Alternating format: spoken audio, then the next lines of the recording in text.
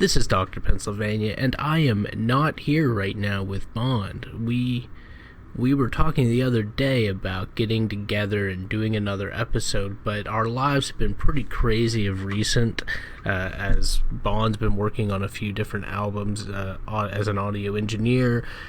We've been wrapping up our own album of stuff, but also right now at the time of this recording, we're kind of hopefully at the height of the whole coronavirus thing. So Bond right now is about 17 miles south of me at his house. But we were talking about what to talk about, a story to tell, something we could discuss, something that wouldn't require much research. And somehow we came upon a couple of really awkward stories, really a couple of strange, out-of-place things that were off-putting in the moment. I told the story to Brendan that I've said before about being in a ghost town and coming across a weird object, and he had an encounter that was similar, not in any real way other than that he was by himself and a person arrived who was very out of place. So this is our story of the menacing bicycle and the man in the suit.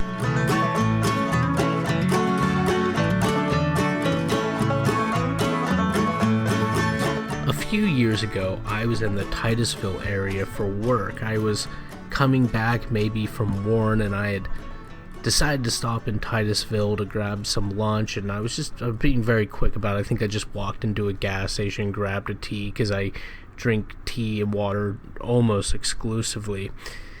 Anyhow, I realized that I was not very far from Pit Hole. Now, I have a book of Pit Hole. I've been to Pit Hole in the past, but I had not been to Pit Hole for years now.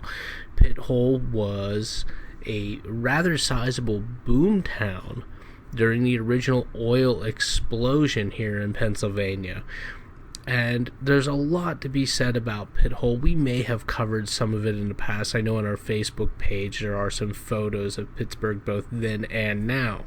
But I said, I've got an hour for lunch. I may as well go out there and see what there is to see. There is a visitor center with like a museum of sorts inside that I've heard has very irregular hours, so maybe I get there on a good day when they happen to be open. It was the middle of the week. It was a little early afternoon. It was probably about 1 o'clock, maybe a little later, and I pulled up to Pit Hole. Now, aside from the visitor center, which was closed when I got there, there are a few old relics, a few steps. Mainly it's foundations and not much else, but you can walk along clearly marked streets and avenues that used to be there. And I was doing so I parked my car at the top of the hill where the visitor center is, and I walked down the grassy slope that had been one of the main thoroughfares back in the day, and it was like a historical marking indicating that it was on this very road that mules and horses were constantly falling over dead, just being worked so hard, and their bodies covered in oil, the hair would fall off. It's really horrendous stuff. The Teamsters kind of got some ground there because they had fought against the installation of a oil pipeline, which was eventually installed. That's a completely separate story, but that's what I was reading. So I was walking down the grassy slope. There were no other cars in the parking lot at the top of the hill, and you're a good ways out of town. There are a few houses, but they're a bit distant. It was a sunny day. I remember that because those are infrequent around here. And I'm in the thick of what would have been the town. And I see an old bicycle, like a racing bicycle. One of those city bicycles with the really thin tires, the narrow tires, I should say, and the curled handlebars. And it's on a kickstand. And there's no one else around. And I cannot imagine anybody having ridden it out there, per se, because the road is kind of rough. Again, you're a good ways out. If somebody were to bicycle out there, this is probably not the bike they would have chosen, and they almost certainly would not have rode it out into the hills and the grass like this, where there's rocks and divots and everything. it's just not the bike for the occasion. I eyeballed the bike. I figured it couldn't have been there too long just because it's on a kickstand in the grass. How is it still standing up? And I walked around a little more, and I kept thinking about the bike. Did someone just leave it there? Should I take the bike? That did cross my mind. I won't lie, I like bicycles. And this was one of those Olympic commemorative bicycles from the early 1980s. I think the Summer Olympics. I don't remember that specific detail about it, but I remember it had something Olympic to do with it. Anyhow, the more I thought about it, the more unsettling I felt it was that there was just a bicycle sitting out here in the middle of this ghost town. Backing up, I should say that the very first time I'd visited this ghost town, I was with my great aunt, who we had spent the whole day together, and I was getting a bit tired of it. I was considerably younger, and when we got to Pit Hole, we didn't spend a lot of time walking around the old town. We had spent time in the visitor center, and I remember there being a diorama and whatnot, but I kind of voiced, not meanly, not irritatingly, but I did voice that I was kind of ready to go without a long perusing of the old town. We had walked around a little bit, but I kind of wanted to get a move on. Weeks after that had occurred, my aunt told me that she was kind of glad that we decided to pack it up when we did, because she had heard of a kidnapping or a murder or some such ill thing having taken place there not long before we were there. Who knew? We didn't, certainly not at the time. And all these memories were coming back to me as I was still walking around with that bicycle behind me. And again, I concluded there must be somebody out here, because there is a bicycle on a kickstand in the grass.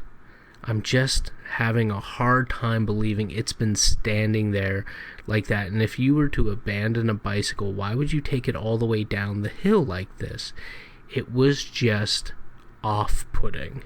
And so I started quickly going back up to my car, and I got into the car, and there was still nothing else there. There were no trucks. There was no indication that anybody had been there for some time.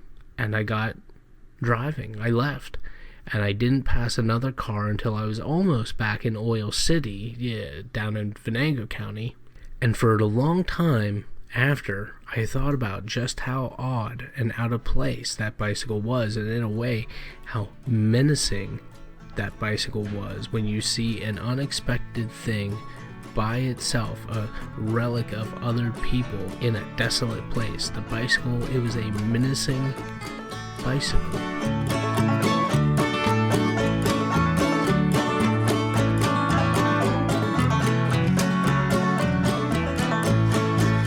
Hey everyone, it's Bond here from Dr. Pennsylvania. I am coming to you today from the road. I was going to be recording this while walking down a path, but I decided to do it in my car. And I'll explain why after I tell this story. So if you hear any road noise or hear me shifting gears, that's because that's what I'm doing. So you've already heard the story Nick had about the ill-fated or ill-placed bicycle up at Pit Hole, which when he first told me that story, I was pretty freaked out by too.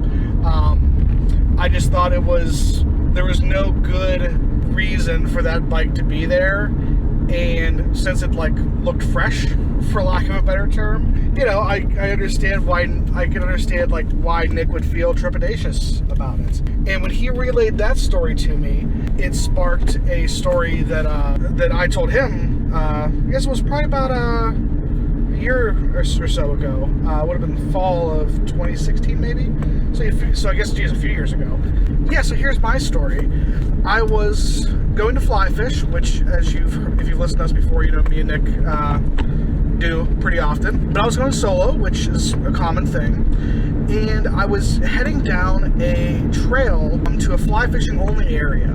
in a section of a creek out here in western Pennsylvania near a state park, which is relatively well traveled in the main part of the state park, but I was at one of the southern tips of it, where really you only see other fly fishermen and maybe some kayakers. You don't even really see hikers down that far, mainly because there's better places north of there that if you're serious about it, or even if you're casual about it, you're going to be drawn to those places more than where I was at. So it was out in the middle of nowhere is kind of what I'm trying to say. This was a weekday. I was off work that day, and I want to say it was like a Tuesday, which is like the most mundane day of the week, I guess. But it was a Tuesday afternoon, and I'm walking down this trail and looking for spots to let in and everything. Just kind of taking my time, not in too much of a hurry. And down this path that I was on, now to describe this path better, you'll see a picture of it. I believe we're going to post it on the page whenever this episode comes out. It's not a small path, but it's not a big path either. It's kind of your medium, like just kind of like backwoods trail, you know. If you go down way further from where I was at, it's definitely a place where kind of kids go and party. There's some makeshift fire circles and stuff, and unfortunately you end up finding like beer cans back there and whatnot. And so it's not untraveled. But again, Tuesday afternoon, middle of the week. This would have been in early fall, I believe. And I'm sitting there looking for a place to let in and everything. And down the trail, and at this point it's probably, I'd say about maybe a third of a mile. It felt longer, but I'm sure it wasn't that far. Maybe a third of a mile in from the let-in off the road. And comes walking on this trail is this guy, maybe in his late 20s, early 30s, and dressed in a full suit, like business suit, with business shoes on, the whole getup. No hat or anything, no sunglasses, just guy in a suit. Comes walking down this trail, and there's no one else on this trail, obviously, so it is not that big of a trail, like I said, so it would have been really awkward for me to like not acknowledge him, I guess, because by the time I realized he was there, he wasn't that far away.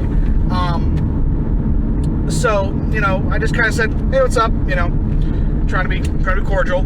The guy comes over and it's like, oh, hey, how's it going, what are you up to, kind of thing. And I'm like, oh, I'm just getting ready to do some fly fishing.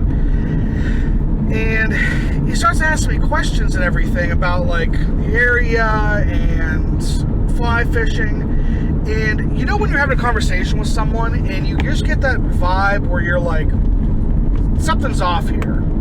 I'm sure you've all had that, where you're just like, your spidey sense or whatever reptile part of our brain still sending us signals just kind of like gets your attention a little bit. And I had the impression, like, this is like, just feels off. Something feels weird here. And I kind of realized, okay, this guy's in a suit in the middle of the woods in the middle of a day. Not necessarily nefarious right off the bat, obviously, but definitely odd. Maybe it's me being jaded, but usually people don't care about fly fishing regulations if you're not a fly fisherman, And just the kind of questions he was asking gave me the impression that he was trying to like feign interest or trying to like keep me there or something like that. And that's when you kind of realize, like, kind of what Nick was saying with when he was at Pithole, you become very aware of how alone you are, or how like just away from the public or civilization, and again, this guy wasn't doing anything that was like overly, wasn't like threatening or menacing or anything in that way. It was just a guy in the woods, kind of thing, who just happened to look kind of out of place. He mentioned that he was on his break from lunch. He was like insurance salesman or something, and was just, in the area doing some calls and saw the trail and wanted to check it out, which like isn't an unreasonable excuse by any stretch. Just kind of like, again, this is only maybe like a quarter of a mile, third of a mile in. So not that far of a trail. I'm telling him like what's further down and everything and whatnot. And I eventually just get to the point that I think Nick got to as well, where I'm just like, you know what? I'm a little freaked out. I'm out of here. And so I start heading back up the trail towards the let-in, where my truck is parked. And the guy starts walking with me. Instead of like keep going the way he's going, he, follows me back to the trailhead. And again, I'm trying to be cordial and everything. As you guys know, I like to talk, so even if I am a little freaked out, doesn't necessarily stop me from rambling. So keep talking to this guy, and the whole time it's kind of like just a little too close, a little out of place, just all that stuff. I'm just getting real kind of weirded out by it. And as you know, we're fans of the paranormal, so I'm thinking about Men in Black, I'm thinking about Woody Derenberger, I'm thinking about Indrid Cold, I'm thinking about Mothman, all this like Men in Black type stuff, and just at how weird the situation is. So I get back to my car, or my truck, excuse me. Thankfully, there's other people to let in, so I'm like, okay, I'm good now, But he comes over and keeps talking to me even while I'm like undressing for my waders and everything. Just real kind of like, at this point it's like really getting like awkward. Luckily though, I get in my car, the guy leaves, there's no incident, and he just like, but the weird thing was at the very end, there were other vehicles there, I'm sure one of them was his vehicle, but he takes off walking across the bridge at this let-in where there's no car parked. So I don't know if he was going to check. I don't know if he was going to check another trail or just. But there's not a house up there or anything either. There's nowhere else to park your car. I don't know where he was going. He was just walking into nothingness. I don't know. But it was a really weird experience. I was real weirded out by it. And like we said previously, this might be an instance of just like our nerves and brain getting the better of you. But once you get it in your head that something is off, like we've been told over and over again, like listen to your gut. If your gut says something is wrong, like listen to it, like that's why it's there, So yeah, it was just a weird experience. I'm not quite as eloquent as Nick whenever he speaks of his stories, but hopefully you kind of get the vibe. But again, like I said earlier, the reason I'm doing this in my vehicle, not on the trailhead, like I was originally planning, was my plan today was to go do some fishing, and then when I was done, take a walk down that trail and record this. Well, after I got in the water, there was a guy who parked his truck up by my vehicle, didn't get out, just kind of sat there the whole time for a good hour and 15 minutes. Whenever I came walking back to my vehicle to leave, he started his truck and then left. Just people being weird, I guess. Like, I don't know, again, the guy could have just been hanging out, looking at the creek and enjoying his time. But, again, just weird. And since I have this story on my mind, I'm already a little weirded out. So yeah, that's my story of the man in the suit on the trail. Me and Nick obviously love these kinds of stories because they have kind of a weird element to them, but at the same time, they could be perfectly mundane as well.